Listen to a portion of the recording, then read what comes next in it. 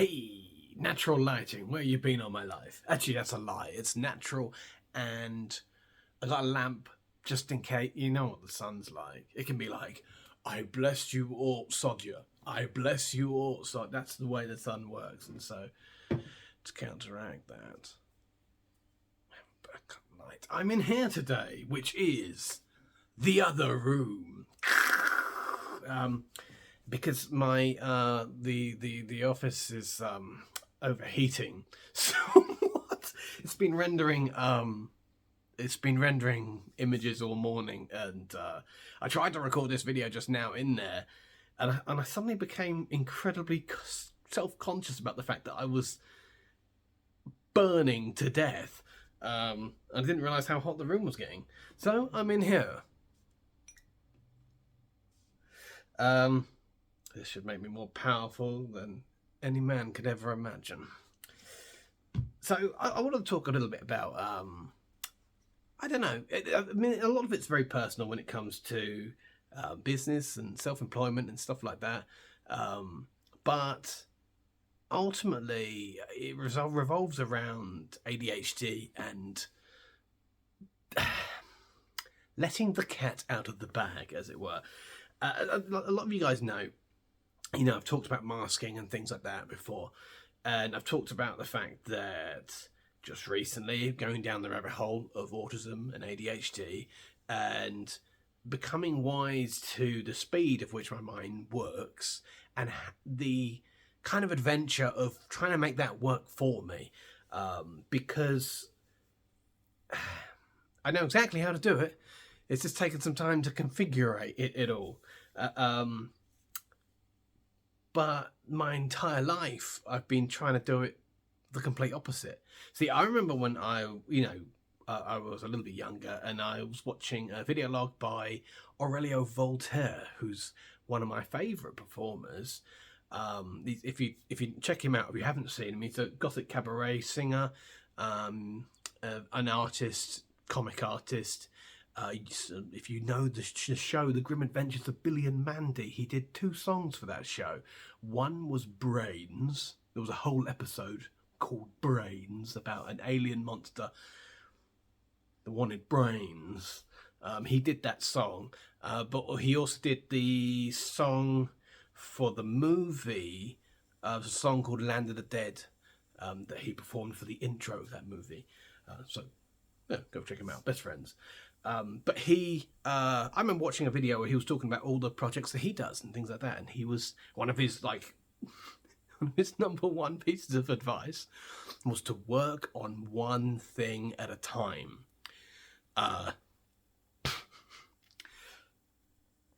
Little did he know I would spend a large chunk of my life trying to follow that advice.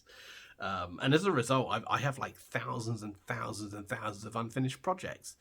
And I was sort of musing upon this the other day. And I think, if you have something like ADHD, your brain does have a hard time sitting in one place at a time. And you're going to want to spin many plates at the same time. But you have to make sure that each of those plates which you spin are fruitful in some way. And if you don't know that, then your first assumption is going to be that you're spreading yourself too thin. You're going to take one look at that and you go, "Oh, I'm spreading myself too thin there." Like that would be a bad idea to do. Which I think is, it's a fair mistaken assumption to make.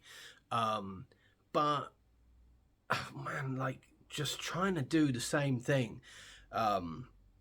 It's especially like when it just won't happen. And I think it's the reason why you end up with a lot of more unfinished projects than you normally would with ADHD. And it's simply, if I was to take a wild stab at it, I would say that just the human mind hates being told what to do, especially when it's something that it can't help, which could lead it to deliberately veering off course. It's sort of like I'm thinking about so many things now. There's so many things that I want to do, be getting on with and touch base with, and I am repeatedly trying to push myself to the ground and be like, no, do the one thing, Harry, do it now. and so you know, in that process, I just think of so many other things to be getting on with. And you know, I'm reminded of, there's sort of like I don't know whether to call him a family friend or a friend of the family. They are different things. A chap, a wealthy man, we'll put it that way. There's a wealthy man in some way vaguely associated with my family. By that, I don't mean like he pays us or anyway. But he's an interesting individual to study because he is autistic and dyslexic, and he possibly has ADHD. I don't know. I don't know him well enough to make guesses about that. But he owns and operates some very small businesses, but lots of them. And he, you know, in terms of sustainability and all that sort of stuff, he does very well for himself, like very well, possibly the wellest. And so, you know, looking at a person like that and learning sort of how it can function, and I've been going over all my all the projects that I do and all the things that I want to touch base with. I think one of the biggest problems that somebody like me has, not just from autism and ADHD, but just, you know, self-confidence and stuff like that, is I end up talking about things more than I do doing them, which is why it's been quite eye-opening in like later times, because I find that I am generally doing more and more, which is, it's quite exciting, but at the same time, you know, I can't help but muse on the past a little bit. But I think a lot of it has revolved around examining all the things that I want to touch base with and examining where profit could be. And it's not a question of how much profit, it's a question of, is there profit or not? You know? And like, I found it's really weird because I get like this sort of memory lane kind of thing. Like my mind goes off like that. Like, and I don't know what that is, but ever since I was a child, I always thought like that. I always sort of thought like, well, what's the point in doing this? Like, how does it benefit me long term in some way? Like, how does it? Like, I want the receipt for what I'm doing. You know, it's sort of like, Giles, you know, come and sit in the park. You know, and it's sort of like, well, why? You know, and there could be a very logical reason to do that. For example, if you're working non-stop, and you're, you know, and it's a work that requires sort of the good health of your mind, as most work does, then it's entirely profit related. Going to the park, you know, because you give your brain a chance to breathe so that you can do more work. But I don't know what that is. It's like, it's just always been in me. But it becomes problematic when you start trying to sort of shut yourself up, you know? Like, the thing I was saying about going down the rabbit hole of autism is that you release the hounds, you know, you realize that, you know, it's like, which one of these 10 million directions do you want to go down? And your answer is yes. And it's great, you know, it's great so long as the it's sort of like, if I run by that analogy of having, you know, thousands of different directions to go down, what I'm doing right now is like I'm checking that path and then approving that path, if you know what I mean. Like, you know, there's, I'm saying, like 1,000 different directions, and I'm sort of like, right, I can see that if I touch base with this direction, so long as I do that and that, there's a chance that some revenue will be generated in some way. So that path's okay. So, you know, if my brain's ever like bouncing about like a pea in a drum and it suddenly just randomly wants to do something on that particular path, then I can rest assured that that it is a fruitful direction, regardless of what there is. Like it's not a question of if there's lots and lots and lots of money to be made. It's I've said this before. When it comes to earning money off artwork and stuff like that, all I've ever wanted to do is pay the bills. And if you have fingers in many pies, you're not looking for huge profit from each one of them. But at the moment, I feel like I've got a lot of most of my profit in one thing, and that has to change. And it is changing, and that's great. But it just means that there's a fair bit of sort of mental work to do, and planning and stuff like that. There's for example, I like making music on FL Studio. I love making music on FL Studio. I've developed about 60, 70 different tracks. And I'm sort of like, this is, if I am attracted to doing this, open a Bandcamp. There's no harm in it. It's sort of like, I like what I'm making. Other people may like what I'm making. No one has to buy it.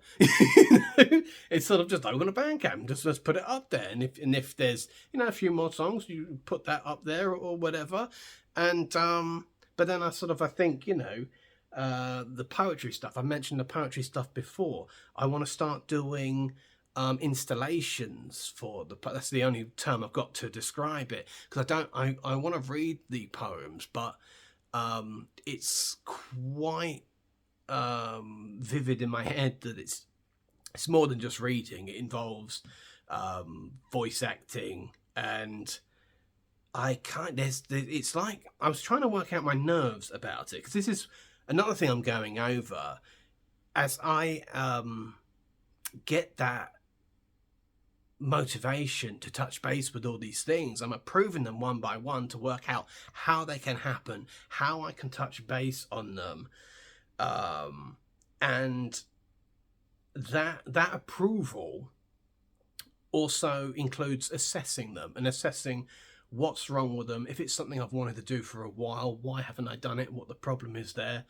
And in the poetry's case, because I thought it was a case of stage fright, and the more I've digested that and thought that through, in terms of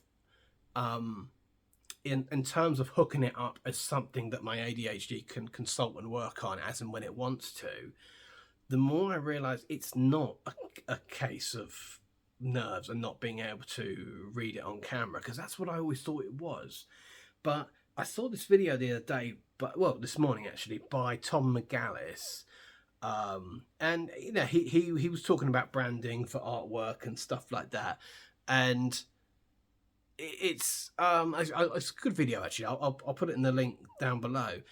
He has a bit of a talk about art sort of being done publicly or hired, and sort of the difference between like corporations hiring your artwork and stuff like that. He goes through a number of subjects in it, but the thing that really stuck in my head was the he talked about the communication of art, the way what art can say that words can't, that humans can't. And it's a subject that I love so much. First of all, I think of a number of things when somebody says something like that, and some of it sounds silly, but it has a bit more depth than what you think about it. Like, for some reason, the first thing I thought about was Mr. Bean.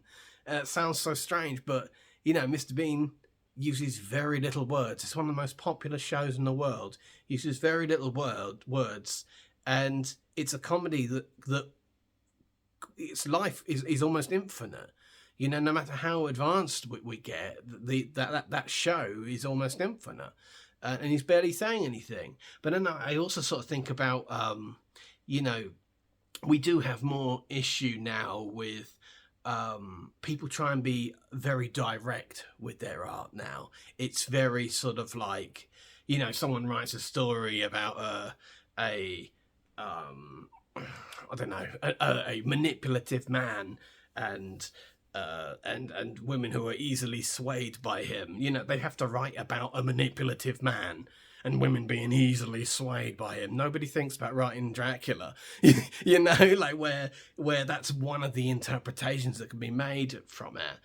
And it got me thinking to the poetry and stuff like that, because I like writing a lot of fantasy poetry, and I like the interpretations and implications that don't necessarily exist within what's being said. It's open to interpretation, and it's sort of I start thinking about that, and I start thinking, like, my issue, like the more I think about it, the more it makes me think about pride, and makes me think about oomph, and just generally showing respect for what you want to portray. And as I think about these poetry pieces, I think to myself, well, that's kind of the problem. Like, me being on camera reading it doesn't really do it for me. You know, it doesn't. I mean, all right, I've got there's one poem, I guess you'd call it an epic, maybe, because it's made up of lots of poems, and it's called The Ballad of Slippery Pete, and it's about a not very classic looking knight called Peter von Ryland, and you know, he's the idea is that the princess gets captured, and nobody else can do it, and the king doesn't want this guy to save his daughter because, you know, you. But you know, I was looking at that, and you know, oftentimes when I write these things, I read them to myself. It's like I rehearse them in my room by myself, and I start to realize that, you know, I'm like, well, you're rehearsing this. There's when you comes to inflection, stuff like that, there's something very vivid in your mind as to what you want to do, and I think it's a case of wanting to feel it, you know. Like, it can be going around in my mind as I'm rehearsing it, but the second the camera comes on, I can't read it like I can when I'm rehearsing it. And I think it's because as soon as the camera comes on, I need to feel it and I need to see it. And, you know, like, for example, to use the Peter story as a further example, there's a lot of very funny lines from Pete himself that I do a voice for. As the king has a voice, a separate voice that I do for I do the princess's voice, which is a lot of fun, and I am not going to spoil it, because that's like one of my favorite my favorite jokes in the whole thing. But the point is, I sort of think to myself, God, it'd be fun to, in some way, embody this story on camera. And so then I sort of thought, well, you know, what about a film? You know, like a you know, reenactment or whatever. You know, get some friends to act in it or whatever. And I think to myself, well, if we're on the subject of ADHD, that is an extensive commitment. You know, it's and it's not saying that I can't do a commitment long term, but it's about controlling. It's about organising what control I have over the commitment. And just, you know, as I was watching Tom's video, I just started thinking about things like art and the presentation of art, and I started thinking about installations. And I think what would be a good idea is to literally design a set for it. You know, it doesn't have to be complex or whatever, just something to get the feel of what I'm reading, and, you know, maybe like a costume or a prop or something, you know. Just saying. Especially for the king. I need a crown for the king.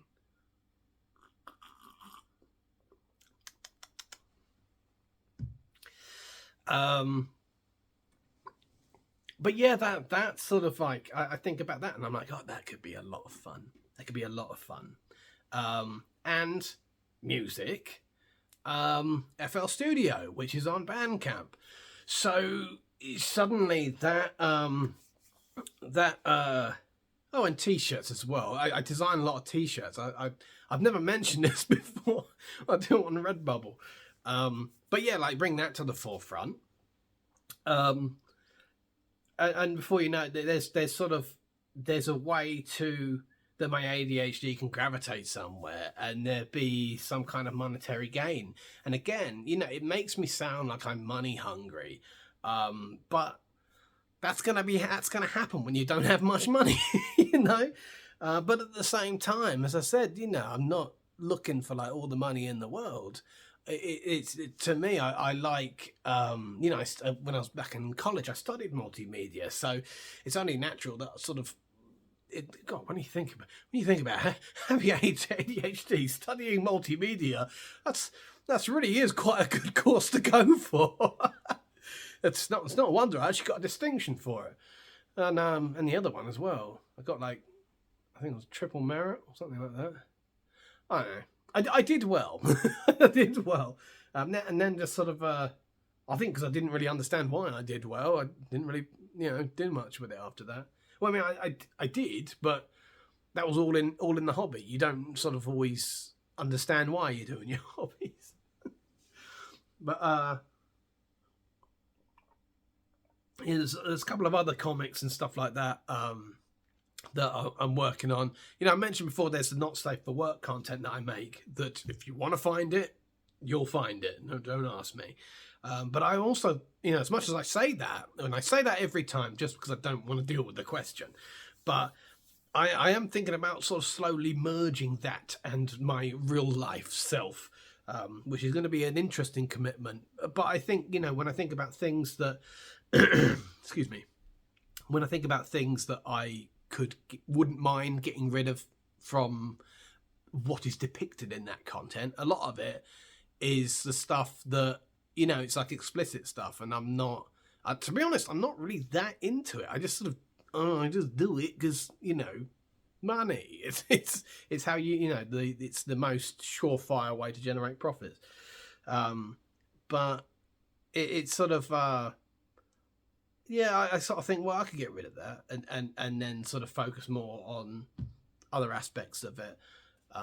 And I think that sort of, that helps sort of like the thought of merging those two worlds, because I'm sort of like, well, then I'm just in one place. Like, I might still have like a billion ideas spidering off me, but I'm just in one place, But it's going to take a lot of time and configuration and stuff like that.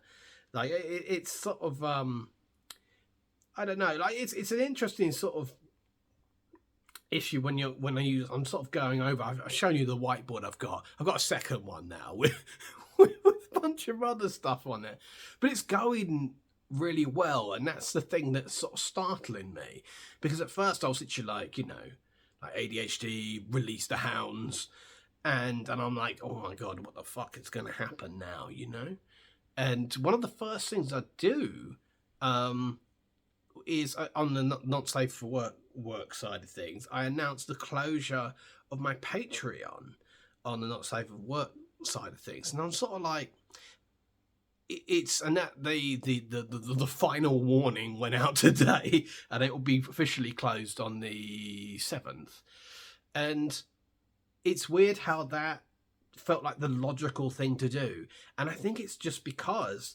regardless of whether it's me setting the rules or not, it is still a monthly commitment. And at the back of my mind, it is still, it's I can't describe it. It's like, even though I've set the rules and I've made the commitments, and all the things promised are set by me and can ideally be moved and changed by me, I still feel tethered, and getting rid of it, just suddenly like the world feels like 50 times lighter, which is, it's really weird. And it wasn't like a huge part of my profits, or anything like that, but just sort of get rid of it. You just sort of like, oh, I can breathe again, you know?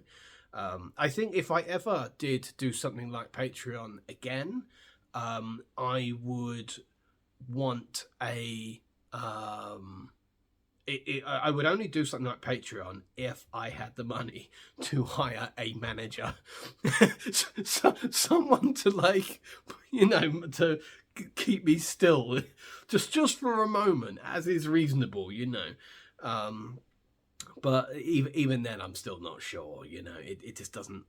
Or it'll be a Patreon that could be automated in some way. You know, hire a manager to you know, have everybody else, and I just sit back.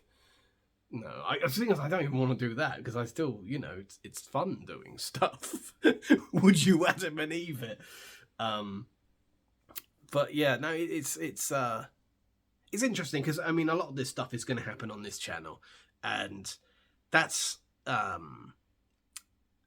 gonna be interesting because you know, I've alluded several times in the past about opening other channels for different things, and I just if there's one thing that I've just sort of learned in a couple of weeks about reading up about ADHD and stuff like that, is that if I opened a new channel, I just keep opening new channels. I'll end up with like 1 billion channels in the end, each doing their own thing that gets updated once a blue moon. And that's not satisfying. And I know I said I didn't mind how much profit something made, but let's not get ridiculous here. But yeah, I don't know if this conversation bothers anyone, because I you know, when you talk about art and you talk about profit, you're always going to encounter some people that are like, you know, oh, well, I create art but for myself, you know, and I you know, historically the art that has stood the test of time has not been free. You know, it's sort of like, we create a lot of art to give ourselves peace of mind, and to, you know, again, you know, using a making your voice heard when there are no words to articulate it. But there's always that divide. There's always like a business side to it. There's, you know, you want the business side so that your personal side of it can be free. You know, it's sort of like if you do something that you love, you know, if there's something you love that you want to keep doing, but you want to earn money from it, you have to appease the side that would bring in money, and then that will give freedom to the hobby side of things. You know, I don't know. It doesn't make any sense. But yes, I'm gonna leave it there. This has been a very rambling video. I was picturing myself a little bit more animated than this, but I think I got quite comfortable, and it's weird being in here. I mean, this is not the right room. This is my living room, but it's like the whole adjustment period thing, like, because I'm in a new place and the reverb of my voice sounds different and stuff like that. I'm sort of like, I feel like I'm talking quite gingerly today, which is weird because I'm blonde. Well, I once was. What do you think? Do you think I'm still blonde? Be honest. You won't hurt my feelings. Anyway, take care of yourselves, and I'll talk to you very soon. See you later.